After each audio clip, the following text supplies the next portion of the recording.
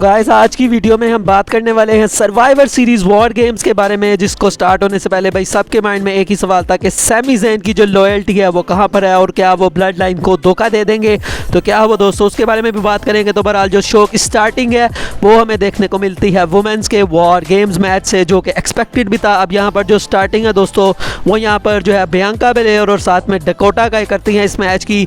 तो मैच जो है वो स्लो पेस पर काफ़ी स्टार्ट होता है। उसके बाद मैं आपको बताता हूँ कि किस किस की एंट्री हुई। उसके बाद दोस्तों यहाँ पर डैमेज कंट्रोल की तरफ से ईओ स्काई आती हैं, उसके बाद से दूसरी टीम से आस्का आती हैं, उसके बाद दोस्तों जो डैमेज कंट्रोल है वहाँ से हमें निकी क्रॉस देखने को मिलती हैं। उसके बाद यहाँ पर जो हमारी एलेक्सा ब्लिस है वो आती हैं।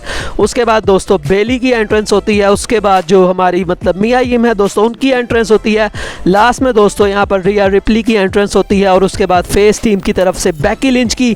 और यहाँ पर भाई मोमेंट्स काफ़ी ज़्यादा थे। निकी क्रॉस ने जो भाई ऊपर से उन्होंने मतलब कूदी थी भाई तमाम सुपरस्टार्स के ऊपर, वो काफ़ी ज़्यादा मज़ेदार था। उसके अलावा दोस्तों इन्होंने रिंग में कंप्लीट केओस मचा रखा था, मतलब जितने भी भाई यहाँ पर वेपन्स थे उन सब का यूज़ यहाँ पर किया गया। लैडर क्या, टेबल क्या, कैंडो स्टिक्स क्या, उसके अलावा जो ट्रैश बिन का कैन होता है भाई वो भी यहाँ पर लीड ले आए थे। तो भाई यहाँ पर काफ़ी जो है वो कंप्लीट केओस था। यहाँ पर कंप्लीट जो मतलब जो यहाँ पर जितने भी वेपन्स थे उनका काफ़ी ज़्यादा फ़ायदा उठाया गया। ये मैच मेरी एक्सपेक्टेशन से काफ़ी अच्छा था भाई। जो ईओ स्काई ने वो ऊपर से भाई लगाई थी वो मून सॉल्ट, वो भी काफ़ी ज़्यादा जो है वो इंटरेस्टिंग थी। तो भाई ओवरऑल ये जो मैच है ये काफ़ी ज़्यादा अच्छा था। अब यहाँ पर जो रिया रिप्ली है भाई वो काफ़ी एक एक्स फैक्टर थी हील टीम की तरफ से, और भाई सब समझ रहे थे कि शायद यहाँ पर जो रिया रिप्ली हैं वो अपनी टीम को जिता देगी। लेकिन दोस्तों हम मैच की एंडिंग में देखते हैं कि यहाँ पर जो हमारी बैकी लिंच है भाई वो यहाँ पर डैमेज कंट्रोल की दोनों बंदियों को भाई नीचे टेबल पर रखती हैं और भाई ऊपर से उन्होंने जो मतलब कि भाई लगाई स्मूथ मतलब वो मूव लगाया भाई वो देखे मुझे काफ़ी मज़ा आया और इस तरह से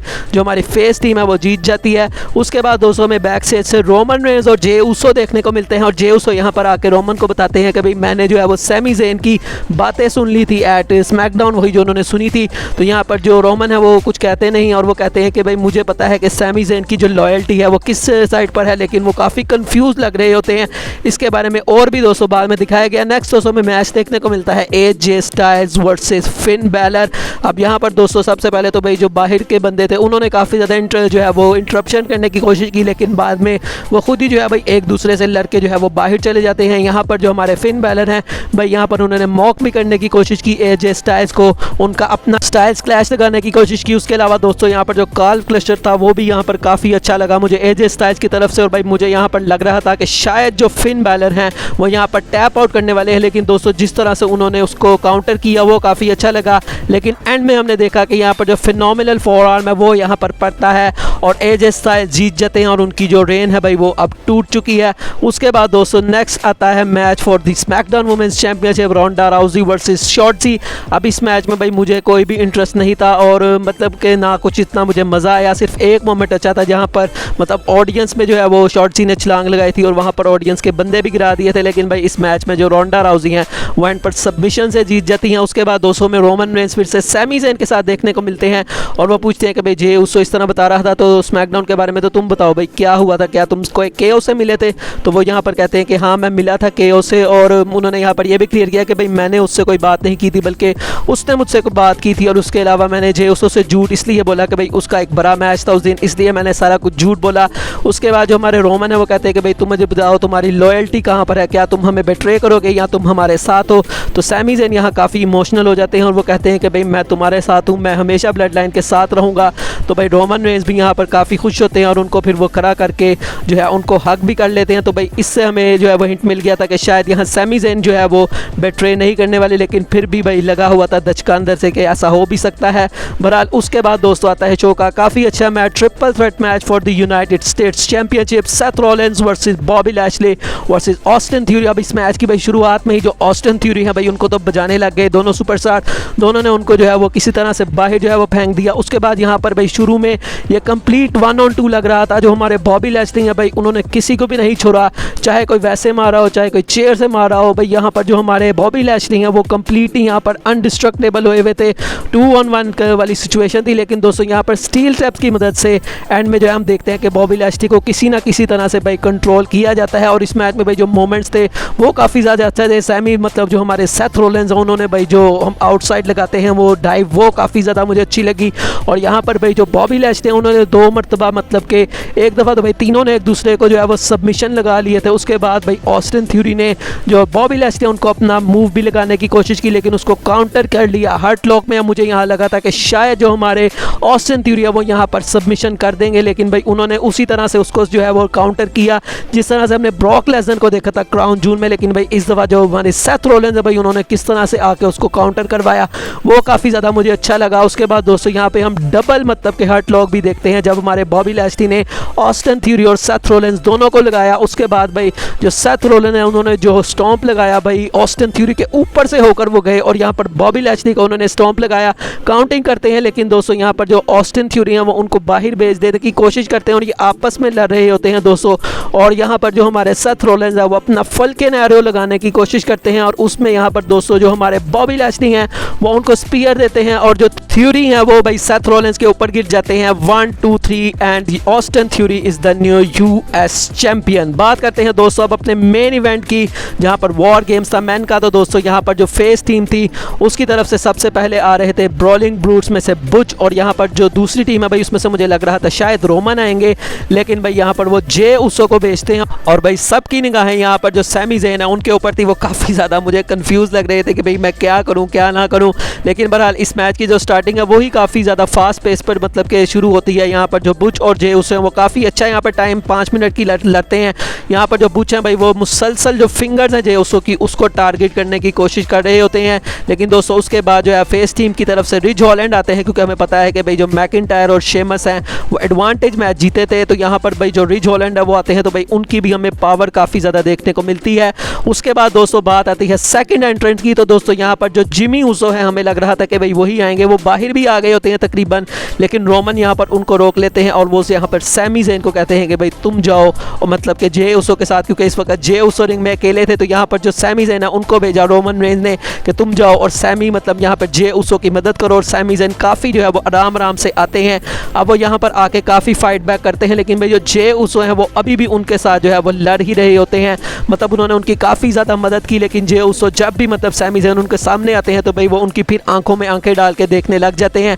लेकिन बहरहाल इन दोनों इसी वजह से दोस्तों जो हमारी ब्रॉलिंग ब्रूट्स है उनको काफ़ी फ़ायदा हुआ क्योंकि वो दोनों आपस में सेम पेज पर नहीं थे।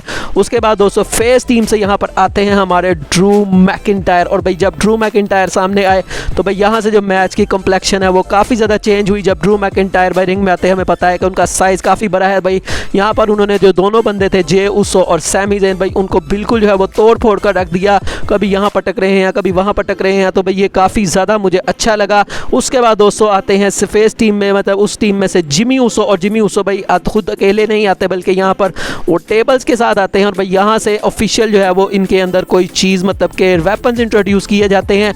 और भाई वो जैसे ही रिंग में आते हैं यहाँ पर जो जिमी उसो और जे उसो और जो सैमी ज़ेन है भाई वो लड़ने लग जाते हैं, मतलब एक दूसरे को धक्के भी यहाँ पर देते हैं। तो भाई यहाँ से हमें लग रहा था कि शायद यहाँ पर अब सैमी ज़ेन जो है वो कोई कदम उठाएंगे क्योंकि भाई उनके ऊपर अब अटैक भी कर दिया है जे उसो ने, तो शायद वो यहाँ पर उनको फिर बिट्रे कर ही दे।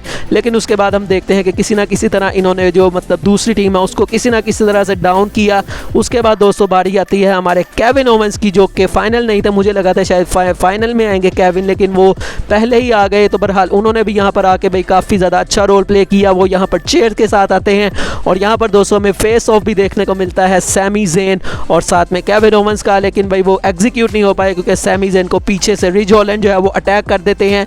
लेकिन भाई ये काफ़ी ज़्यादा केओस यहाँ पर था, बहुत अच्छी मुझे ये मैच लगा भाई। इस मैच ने मेरा दिल जीत लिया। यहाँ पर जो टेबल्स हैं भाई वो टूट रही हैं, कभी जिमी उसो के ऊपर टेबल टूट रही है, कभी जे उसो के ऊपर टूट रही है। उसके बाद दोस्तों आते हैं एंट्री यहाँ पर सोलो सिकोवा की, और भाई सोलो सिकोवा ने आकर काफ़ी ज़्यादा इस मैच की जो काया है वो पलट कर रख दी। भाई वो लग ही नहीं रहे थे कि भाई के मतलब बहुत ही भाई इंप्रेसिव लगते हैं मुझे जो सोलो सिकोवा है वो यहाँ पर आए और उन्होंने दोस्तों जो अपोनेंट टीम है उनके तमाम बंदों को भाई जिस तरह से तोड़ा फोड़ा वो देख के मुझे काफ़ी ज़्यादा अच्छा लगा। और मुझे लगता है कि भाई सोलो सिकोवा का जो फ्यूचर है वो काफ़ी ज़्यादा ब्राइट होने वाला है।